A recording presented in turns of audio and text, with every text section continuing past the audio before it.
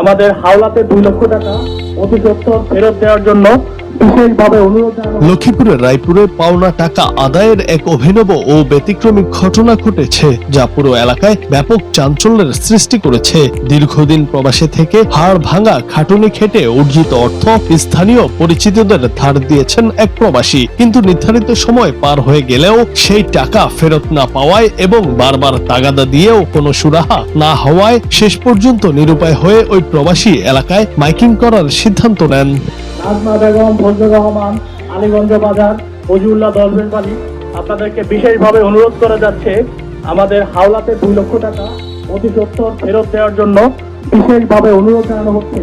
প্রবাসীদের কষ্টার্জিত অর্থ নিয়ে প্রতারণার এমন ঘটনা নতুন না হলেও মাইকিং করে দেনাদারের নাম প্রকাশ করার বিষয়টি বেশ বিরল। জানা গেছে ওই প্রবাসী বিশ্বাস করে টাকা ধার দিয়েছিলেন, যা ফেরত পেতে তিনি বারবার ধর্ণা দেন, কিন্তু দেনাদার টাকা দিতে অস্বীকৃতি জানানো বা টালবাহানা করায় তিনি জনসমক্ষে এই ঘোষণা দেন। মাইকিং এর মাধ্যমে পাওনা আদায়ের এই ঘটনাটি স্থানীয়দের মধ্যে মিশ্র প্রতিক্রিয়ার সৃষ্টি করেছে। হাওলাতের টাকা 15 দিনের কথা বলিয়া আর 4 বছর কথা চলে গেছে। 4 বছরের মধ্যে আমরা টাকা ফেরত না পাইয়া এই অভিনব পন্থা অবলম্বন করেছি।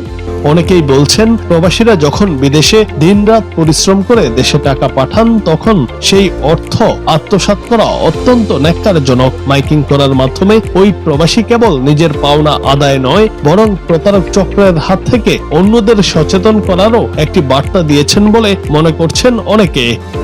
কোথায় পর্যায়ে আমার কাছ থেকে 2 লক্ষ টাকা হাওলাত চায়, তো আমি ওনাকে প্রথমে না বলি যে আমার কাছে দেওয়া সম্ভব নয়, আমার কাছে টাকা নাই, কিন্তু ওনার অনেক রিকোয়েস্টে অনুরোধে একরকম আমি চোখের সরমে মান সম্মানের ভয়ে যে হ্যাঁ 2 লক্ষ টাকা ওনার দেওয়ার সামর্থ্য আছে, হয়তো আমি আজকে টাকাটা না দিলেও ওনাদের সমস্যাটা সমাধান হয়ে যাবে, কিন্তু কত জিনিসটা থেকে যাবে।